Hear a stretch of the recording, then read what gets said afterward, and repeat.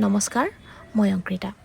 পবিত্ৰ ভাদ মাহ আৰম্ভ হৈছে আৰু এই ভাদ মাহ উপলক্ষে প্ৰত্যেক বছৰৰ দৰেই এইবাৰো আমাৰ ঘৰখনৰ হৈ এখন শৰাই আগবঢ়ালোঁ। গাঁৱৰ নামঘৰত ভকত বৈষ্ণৱ গোপিনী সকলোখিনি আহি উপস্থিত হৈছিলেহি। তেওঁলোকৰ আশীষ শিৰত লৈ ঘৰখনৰ মংগল কামনাৰে আমাৰ এই বছৰৰ শৰাইখন আগবঢ়ালোঁ।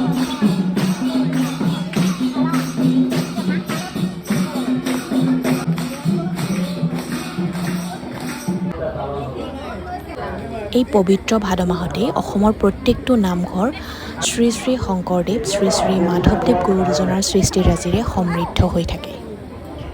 আচলতে এই সময়ছোৱাতেই গুৰু দুজনাৰ অমূল্য সৃষ্টিৰাজিৰে সকলোকে এক কৰি ৰখাৰ যি এক পৰম্পৰা, যি এক বান্ধোন, সেয়া হয়তো নামঘৰলৈ নগ'লে অনুভৱ কৰিব পৰা নাযায়।